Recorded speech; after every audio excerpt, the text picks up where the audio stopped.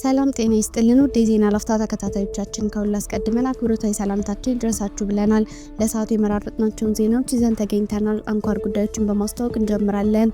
አቶ ኤርሚያስ አመልጋን ጨምሮ ህገወጥ የገንዘብ ማሰባሰብ ላይ በመሳተፍ የተጠረጠሩ ላይ ምርመራ መጀመሩ ተሰማ። እንመለስበታለን። አቶ ልደቱ አያሌው አሮማይ እንደገና ጦርነት ይብቃ ሰላም ይምጣ በሚል ርዕስ ባሰራጩት ጽሁፍ ጠቅላይ ሚኒስትር አብይ አህመድ ለሁለንተናዊ አውዳሚ ጦርነት ዝግጅት ላይ መሆናቸውን ጠቁሟል። ዝርዝር መረጃውን ስለያዝነው አብራችሁን ቆዩ።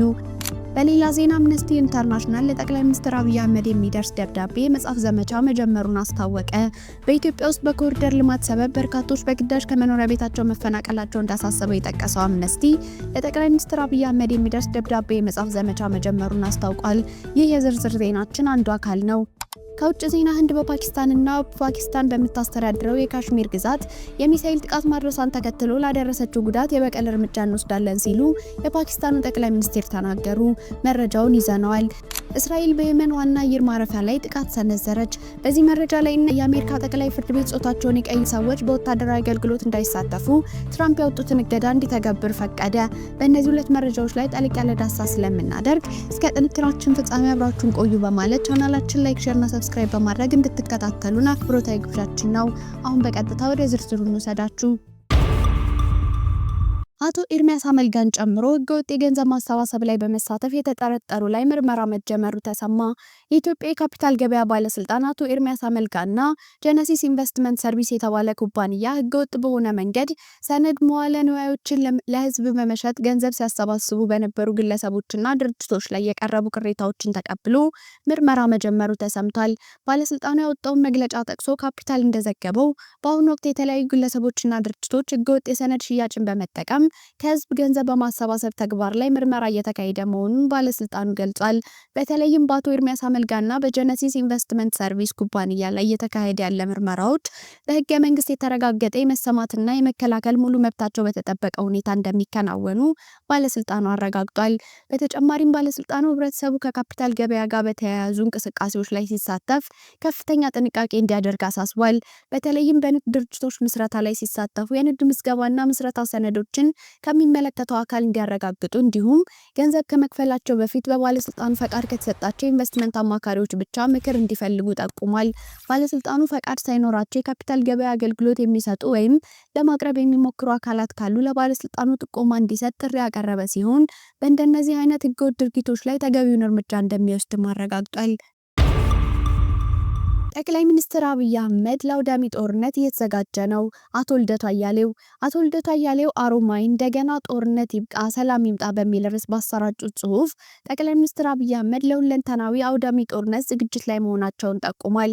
ጠቅላይ ሚኒስትሩ በባህር በር ሰበብ የኤርትራን ሉዓላዊነት የመጣስ ፋኖና የኦሮሞ ነጻነት ሰራዊትን በጦርነት አሸንፎ ለመውጣት ህወሓትን ዳግም በአሸባሪነት ለመፈረጅና ከፖለቲካ ፓርቲነት ለመፋቅ እንዲሁም የሰላማዊ ፖለቲካ ፓርቲዎችን ድምጽ በማፈን ስልጣኑን ለማራዘም ለሌላኛው ጦርነት እየተዘጋጁ መሆናቸውን ፖለቲከኛው ልደቱ አያሌው ተናግሯል። አቶ ልደቱ አክለውም ጠቅላይ ሚኒስትሩ ለመግባት እየተሰናዳ ነው ያሉት ይህ ጦርነት ሀገሪቷን የመፈራረስ አደጋ የሚያስከትል እንደሆነና ቀጠናውን የማተራመስ አቅሙ ከፍተኛ ነው ብለዋል።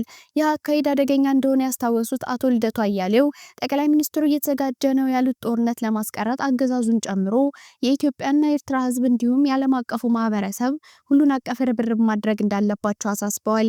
አቶ ልደቱ አያሌው በኢትዮጵያ ፖለቲካ ተሳትፎ ውስጥ የረጅም ዓመት ልምድ ያላቸው ግለሰብ ሲሆኑ በመንግስት ላይ በሚሰነዘሩ ጠንከር ያሉ ትችቶች ይታወቃሉ። ግለሰቡ ከ2 ዓመት በፊት ለሕክምና አሜሪካ ሀገር ያቀኑ ሲሆን ሕክምናውን ጨርሶ ወደ ኢትዮጵያ መመለስ ቢፈልግም በመንግስት ወደ ሀገር እንዳይገባ መከልከላቸው የሚታወስ ነው። አምነስቲ ኢንተርናሽናል ለጠቅላይ ሚኒስትር አብይ አህመድ የሚደርስ ደብዳቤ የመጻፍ ዘመቻ ጀመረ። በኢትዮጵያ ውስጥ በኮሪደር ልማት ሰበብ በርካቶች በግዳጅ ከመኖሪያ ቤታቸው መፈናቀላቸው እንዳሳሰበው የጠቀሰው አምነስቲ ይህ ፕሮጀክት በ58 ከተሞች እየተከናወነ መሆኑን አስረድቷል። ሰዎችን ሳያማክሩ በቂ ጊዜ ሳይሰጡና ካሳ ሳይከፍሉ ከመኖሪያቸው ማፈናቀል የሰብአዊ መብት ጥሰት መሆኑን የገለጸው ድርጅቱ የኢትዮጵያ መንግስት ባለስልጣናት ከዚህ ድርጊታቸው እንዲቆጠቡና የኮሪደር ልማት ፕሮጀክት እንዲቆም ጠይቋል።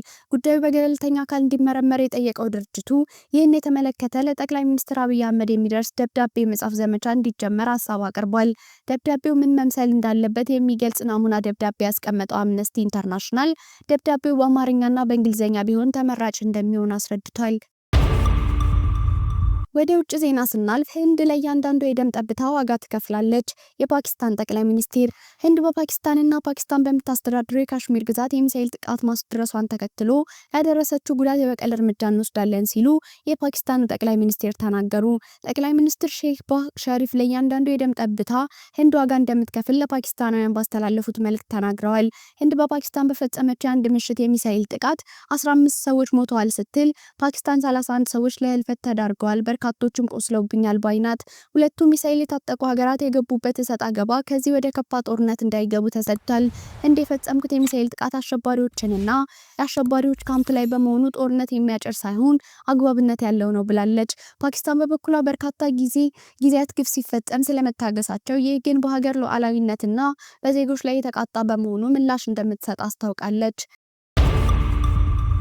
እስራኤል በየመን ዋና አየር ማረፊያ ላይ ጥቃት ሰነዘረች።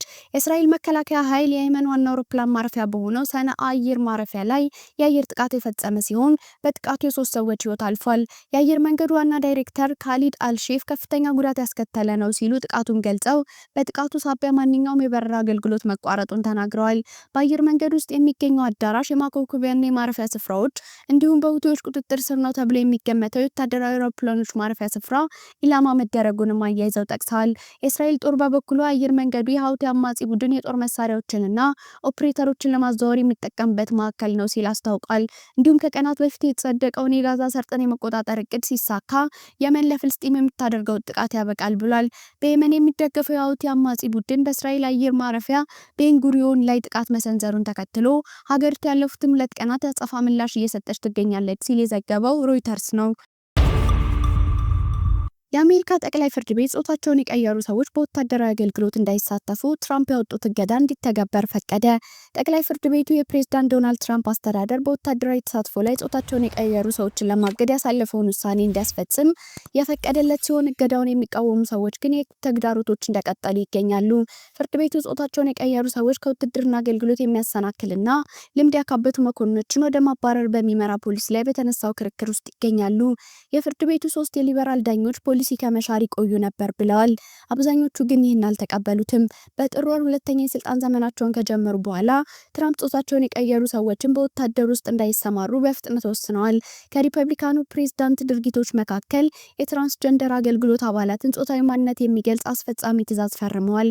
ይህም አንድ ወታደር ለክብር፣ ለእውነትና ለስርዓት ያለ ያኗኗር ዘይቤ በግል ህይወት ውስጥም ቢሆን ያለውን ቁርጠኝነት ጋር ጾታ መቀየር ይጋጫል፣ እናም ደግሞ ለወታደራዊ ዝግጁነት ጎጂ ነው ሲሉ ተደምጠዋል። በትራምፕ ውሳኔ መሰረት ለእርምጃ የተንቀሳቀሱ የወቅቱ የዩናይትድ ስቴትስ የመከላከያ ዋና ጸሐፊ ፔት ሃግሰን በየካቲት ወር ፖሊሲ አውጥቷል። ወታደራዊ አገልግሎቱ ጾታቸውን የቀየሩ ወታደራዊ አባላት እንዴት ከኃይሉ ለማስወገድ እንደሚፈልግና እንደሚለይ ለማወቅ 30 ቀናት ሰጥቷቸዋል።